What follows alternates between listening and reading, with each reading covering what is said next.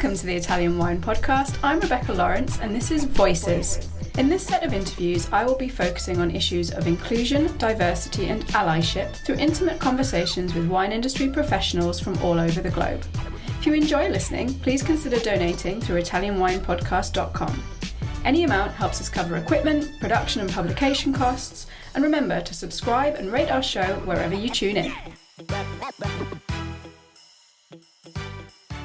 Welcome to the Italian Wine Podcast with me, Rebecca Lawrence. Today we've an awesome episode. I'm joined by Aidy Smith, TV presenter, journalist, and advocate for acceptance and diversity in the drinks industry. Welcome to the podcast, Aidy. Thank you so much. It is a pleasure to be here and lovely to see you face to face as well.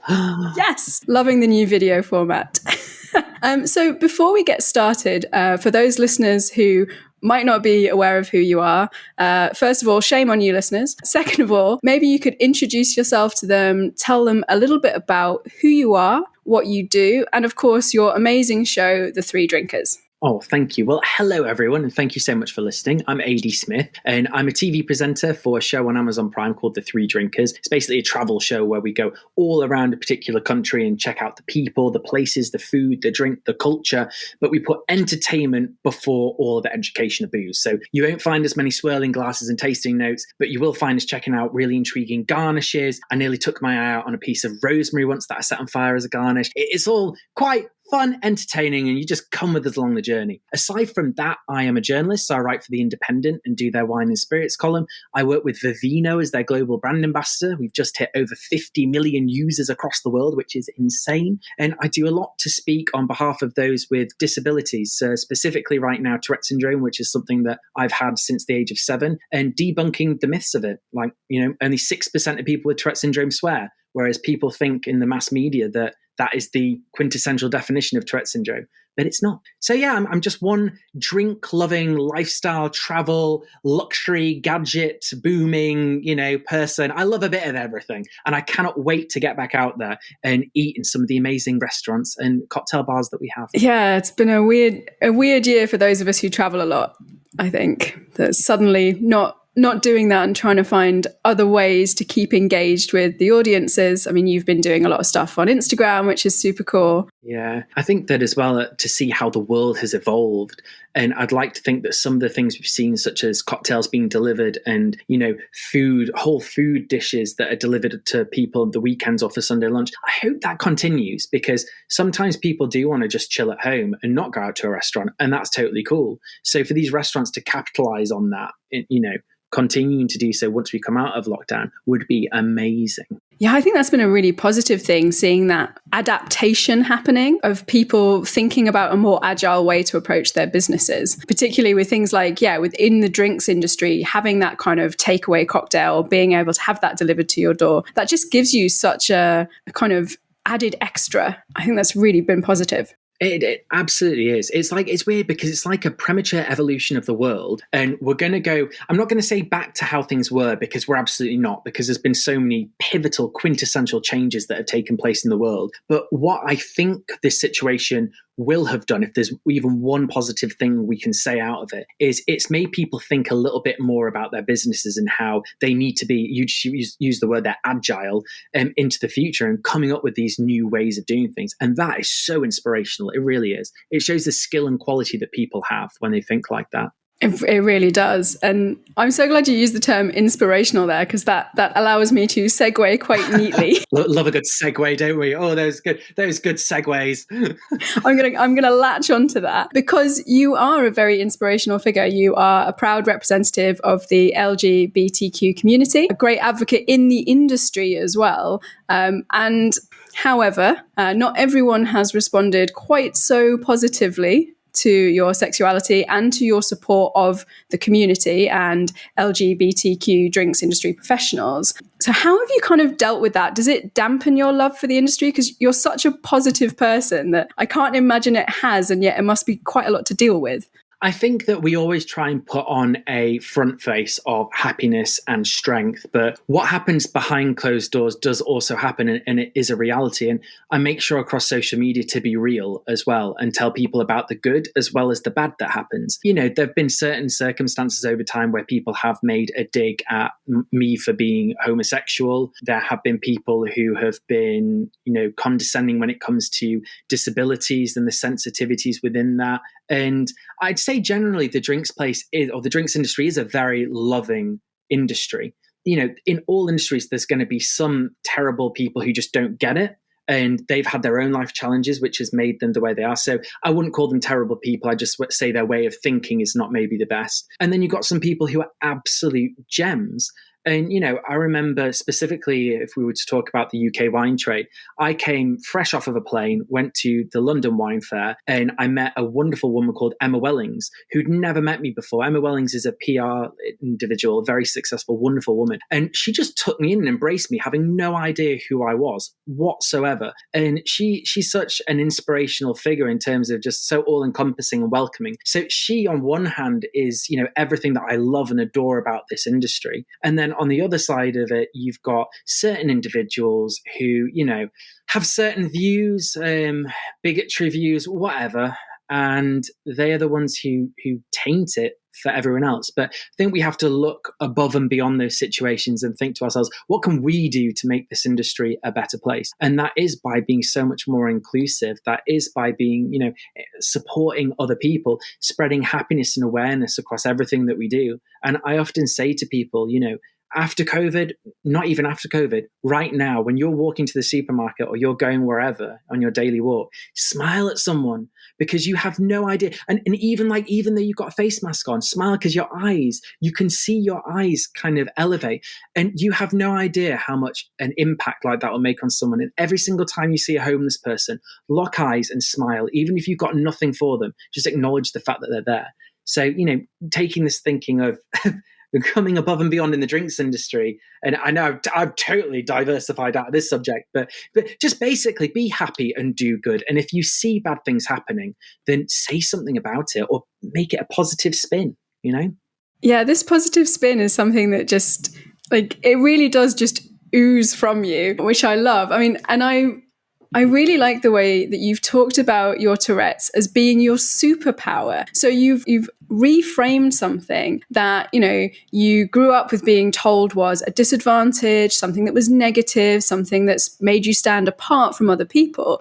And you've taken it to be something that is a thing of empowerment. And I think this is incredible. And how did you manage to come to this approach? And do you think it's helped other people in the industry maybe think about how they deal or approach the subject of people with quote unquote disabilities?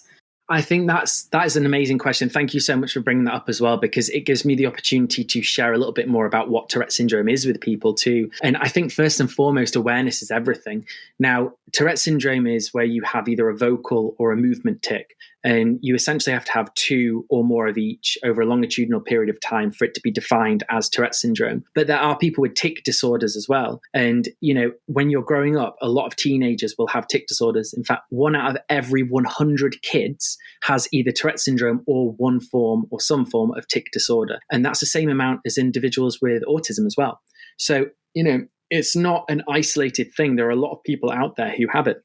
Growing up in school, I was the only person who had visible tics. And you get diagnosed usually around the age of 5 to 8. That's typically where your brain is evolving, something's happening, and the tics begin, and your family notice, so you go and check it out. And during that time, I got bullied a hell of a lot at school because it was so unknown. And I remember when I just gotten into senior school, so I think I was 12 years old. And 12 to 17 is the worst part, because this is where you begin to notice everything around you. You have awareness, and your reputation matters, and where you fit in society within that school system matters. And I remember speaking to the headmaster of the school and saying, can you tell everyone in assembly, all 1,000 students, that what my name is, that I have this thing called Tourette syndrome, what it is, and hopefully that will enable people to, you know, stop the bullying and the picking up on it. Because if we don't know what something is, we talk about it and we say something about it in jest. If we do, then perhaps we're a bit more educated to not say something. That could have gone one of two ways. I could have been bullied massively, or it could have stopped. And thankfully, 95% of all of the bullying stopped. And the remaining 5% of people, we're going to find people like that in life anyway, who feel the need to pick on others. But it was that was a spur moment for me. And what I realized from doing that is that you've got to have courage when you have something which is affecting your day-to-day life. You've got one of two options. You either curl up in a ball and sit in a dark room and you have a sad life, or you fight as hard as you can to try get out of it with whatever means you can. And I chose that route. Yeah, I was going to say that's incredibly brave of you to take that move so, early on in kind of your, adult life, as it were, your early adult life. That's incredibly brave. Thank you. It was daunting. And I'd say that people with Tourette syndrome have a lot of excess energy, and it's that energy that goes into our tics. And I refer to my superpower as channeling all of that excess energy into what I love doing. And so it's the businesses that I run, it's the projects that I do. And if I do that, you'll notice that my tics on camera here will be minimal because I'm focusing on this conversation and I have a passion for it. And yeah, people with Tourette syndrome, when they can find that true passion and channel that energy into it, they can become unstoppable in whatever field they want. Examples like Billie Eilish, for example. I mean, she's got Tourette syndrome, and only in the past 2 years have people really noticed that. But I think there's other things people don't realize about it. As I said before, a lot of people think it's just swearing, and it's not. If I get an injury, let's say I hurt my arm, I will develop a twitch or a tic in my arm. It's the first thing that will happen. And I will need to move that arm or something, and that will stop the healing process. So my injury will last for a lot longer. Think about trying to sleep. If you've had a difficult day as someone who doesn't have Tourette's and your mind won't switch off, now imagine that your tics are really bad in bed. And the minute you're just about to snooze off, you get a twitch and it wakes you up again. So there are difficulties that, people just don't know about. And one of my missions is to try and make people aware that it's not just the first line of a comedy act. It's a real thing, Yeah, I can't imagine how difficult it must be for you to have dealt with everything that's happening in the, current situation, because, you're not presumably able to channel things in quite the same way. And yet you've got a global apocalypse happening. Like, great, thanks for that, universe. I mean, I've tried to channel it into whatever we can do. We've pivoted as a business and done a lot more digitally, but also spreading the love. I've done a lot of press work for the Tourette community and mental health. I did a whole campaign around different ways to reduce your anxiety. It was called Mind, Sense and Soul. And I did that with my amazing, my work wife, my soulmate, Helena Nicklin, who is just, she makes what we do just such a wonderful thing. It's amazing when you find your soulmate and you have the perfect chemistry. It makes such a difference to everything that you do. It really does. And yeah, your superpower is making it clear to me now how it's possible that you just do so much, because you're always doing stuff. Every time I see you on social media or something pops up in my feed, there's another article written, there's another piece of media done. It's incredible. So yeah, I can see why it is a superpower.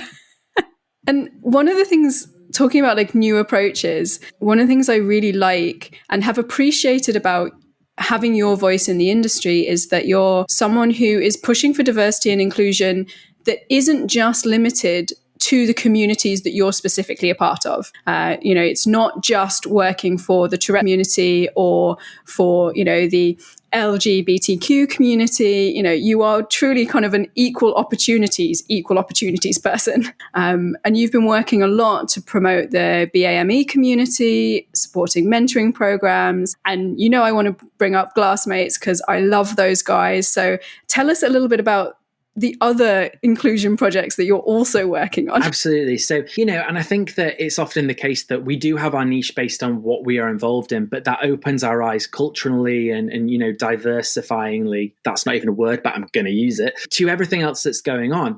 And, I'm doing quite a lot now in terms of being a female ally, in terms of recent times, and this is very, very current, all the stuff that has just come out recently. Men do need to do a better job of being responsible for what is happening in the world. And I posted something recently about not all men, using that hashtag to turn it around and say, well, actually, all men need to be responsible for what's happening. And it's so telling that, 70% of the people who comment across both men and women this is great, perfect, this is the right message. Then, 30% of people, the vulgarities or the vulgar nature of what they respond in coming through. And it just goes to show. So that messaging is totally right. We need to be creating more education around that.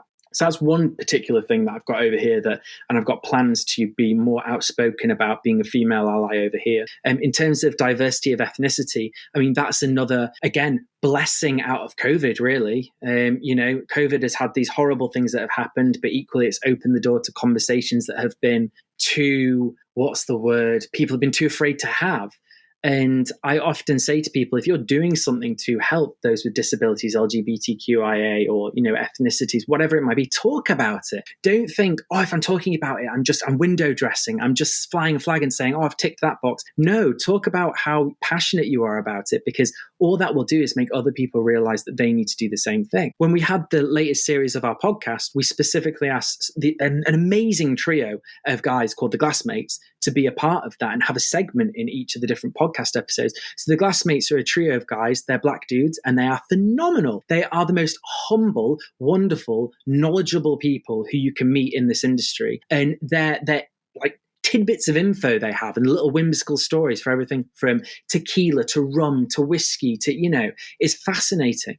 And so on one hand, we've been getting them involved on that side. And then on the other side of things, we decided to team up with Jancis Robinson in a mentorship program. And so we're going to be working with Syra, who's come on board, and we'll basically in about a month or so be figuring out a program as to how we can support her this year. And, what does she want out of the wine industry? How can we help support that, really? I have to say, as I mentioned to you before the record, have briefly worked with Glassmates about 4 years ago, and they were just starting out, and they just blew my mind with, like you say, the amount of knowledge, the passion for what they did. They're just unstoppable. And we did, a small event with them with some whiskey and rum pairings, developing some cocktails. And it was just so cool to see these guys interact with everyone, because it wasn't what people expect from the industry. Because, they look different to a lot of what is coming out of the industry. They speak differently, they present differently. And it's no, there's a whole market here. You're just ignoring people who are already available and doing this thing and incredibly knowledgeable. And to see their growth and the way they've expanded, like you say, to see that all coming together with other members of the community is just such a positive thing that I think has come out of the last couple of years.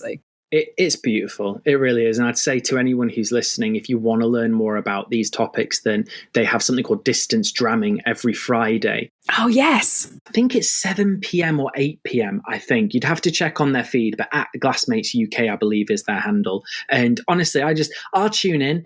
Sometimes on Friday I have a bath. It's like my bath time, because you can have a bath whenever the hell you want right now. I'll just sit there and I'll be like, "You all right, guys? I'm just in the bath." And like, "Oh God, why did you tell us that?"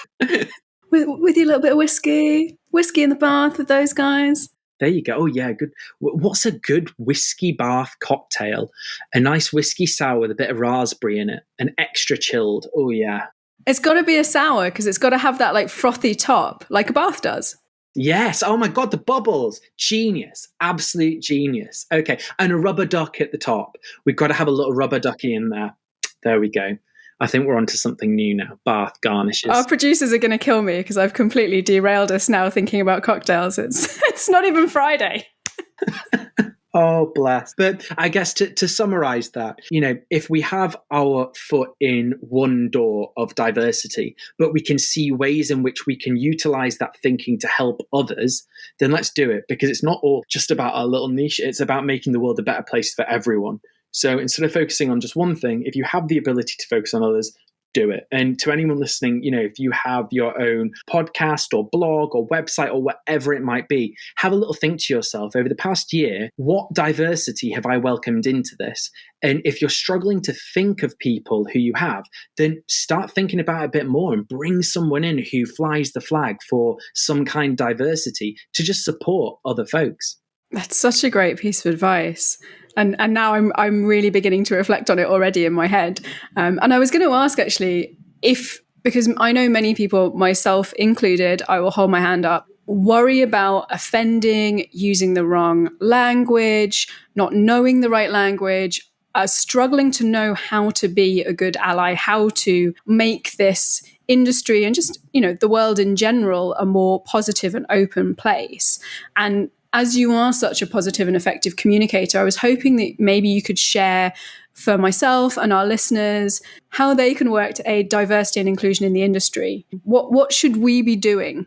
I think first and foremost, if you are worried about using the correct words, talk to someone who is part of that community and just say, hi there, I want to see what I can do to help, but I'm worried that I'm using the wrong words and I don't want to offend. How would you advise word this? If I use these words, do you think it's okay? I don't want to have backlash. And then once you know, if there are any parameters, and some people will be more sensitive to certain words than others. And that's something we're always going to come against. If your intentions are good in terms of wanting to help and you've done your learning or education as much as you can do, then go with it. And we're always, whatever we do, even me talking about Tourette syndrome, I have on very small occasions offended some people who have Tourette syndrome. And there's nothing we can do about that because everyone just thinks a little bit differently. But as long as the intention is there to try and help, then that's one thing. In terms of people being afraid, really, once we've crossed that first step, we have to go out there and just shout about what we're doing. And not in a, hey, look what I'm doing, but here's how we can support. People should be supporting more. Here's what we've done to support. And if you can take that approach, then it looks a lot less like you're just flying a flag, but you're actually trying to make a difference and advising others on what they can do. Sadly, pressure is the only way to make change. And if you come forward with this positivity, it will only positively pressure other people to also make change. So that would be my advice. I really like that phrase of like positive pressure. That's really nice. So you're just always taking stuff and making it into a positive. I love it. I shall try and take that into my interactions because I'm definitely, like I think a lot of people in the industry, trying to be a better ally to everyone. As someone who's in a relatively privileged position of being, a white female, which is weird to think that that's a privileged position, but it definitely has privilege in relation to other things because it's all relative. Yeah, I know what you mean. And I think similarly for myself as well, being a white man, I mean, we absolutely have privilege. And to give just a wider example of what we're talking about, I am not a woman. And as wanting to be a female ally, the first thing that I wanted to do was talk to my whole community across Instagram. And I said to all the females, did a little question and said, what does being a good male ally mean to you? My wonderful female community, please answer this. Please help me out here. And I had a shed load of different people get in touch and say, and I then turned that into an informative post that has gone out there into Instagram and a lot of people have seen and can hopefully, be educated from. So don't guess, do your research is smart, and don't assume to know that you feel how someone else feels. You've got to listen to understand and try and appreciate what they're going through. As a woman, you will have been subject to various different things throughout your life, that some of which you will know about, and other things that have just become so subconscious to you on a daily basis, you wouldn't even think about. And I think one thing that I will say about being a good male ally is it's not just about listening. That is an integral part, but it's about when a woman says something to you where you think they're undermining their self, because of what they've been subjected to for so many years, you have to correct them and say, actually, no, you're stronger than that for these reasons. Don't think about that in this way because of X, Y, Z. And it's about, once again, empowering women because, you've been through these norms of society which have become normalized that shouldn't have been, e.g., someone say, oh, I know I run like a girl. What does that mean? To run like a girl, it's not a negative thing. I know some incredibly talented athletes who are females. So I guess it's all these different ways of thinking, and we're only beginning to touch the surface of that particular topic now to see what we can do to help. Yeah, definitely. I'll give an example. And someone once said to me, I was working with a chef, and he said, oh, that took some real balls to do that. And I just turned around and said, mate, I don't need balls. I've got a vagina. Do you know how tough that muscle is? And he was just like, wait. And I was like, because the language you've used without even thinking about it.